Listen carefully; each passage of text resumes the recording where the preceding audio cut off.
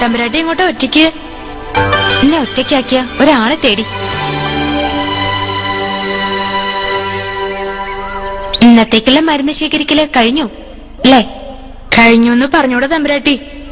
എപ്പോഴാ ഏത് മരുന്നാ ആർക്കാ വേണ്ടി വരാന്ന് അറിയില്ലാലോ. ഓ, ആർക്കും എപ്പോഴും ആവശ്യം വരുമ്പോ എത്തിച്ചു കൊടുക്കും മരുന്ന് അല്ലേ? അതാണ് ഈ അനന്തകൃഷ്ണന്റെ ജോലി. അത് ചെയ്യാതിരിക്കാൻ വയ്യല്ലോ.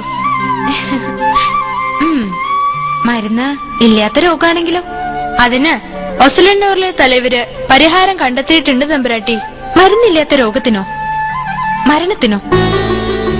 ഒസലന്നൂരിലെ തലവർക്ക് മൃതസഞ്ജീവനി വശമുണ്ടോ അനന്തകൃഷ്ണ? അതറിയില്ല. അങ്ങനെയുള്ള ഔഷധം എവിടെയെങ്കിലും ഉണ്ടെന്ന് തലവര് പറഞ്ഞാല് അത് കൊണ്ടുവരും ഈ അനന്തകൃഷ്ണൻ. അതിനാല് താൻ അനന്തകൃഷ്ണനാകരുത്. തമിഴും പറയും കൃഷ്ണൻ അല്ലേ? ഭാഷ പ്രധാനമല്ലല്ലോ തമ്പുരാട്ടി, ഭാവല്ലേ പ്രധാനം. നിന്നെ കുറിച്ച് എനിക്ക് ചില സംശയങ്ങൾ തുടങ്ങിയിരിക്കണു കുട്ടി. നിന്റെ പ്രായത്തിലുള്ള കുട്ടി സംസാരിക്കുന്നതിനൊക്കെ അപ്പുറം പറയണു നീ. അയ്യോ, തെറ്റായി പോയോ? എന്നോട് ക്ഷമിക്കണേ. ആ മഞ്ജുള തമ്പുരാട്ടിയുടെ പറഞ്ഞതുപോലെ പോയി മരിക്കാനൊന്നും പറയരുതേ.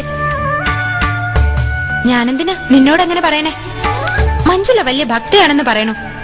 പറയണതല്ലേ? ശരിക്കും ഭക്തയാണെന്ന് ആർക്കറിയാം? അവൾക്ക് അവളുടെ കണ്ണനെ കാണണമെന്ന് പറയണു. കണ്ടേ പറ്റൂന്ന്. അതാത്രേ അവളുടെ ലക്ഷ്യം. ലക്ഷ്യത്തിലേക്കുള്ള മാർഗം എന്നോട് ചോദിച്ചു, ആവശ്യപ്പെട്ടു. അതാ ഞാൻ പറഞ്ഞു കൊടുത്തത്. ഭക്തിക്ക് വേണ്ടി മരിക്കുമെന്നറിയണമല്ലോ. മരണഭീതിയില്ലാത്ത ഏത് മനുഷ്യജീവിയുള്ളത്? കണ്ണന് വേണ്ടി മരിക്കും പോലും.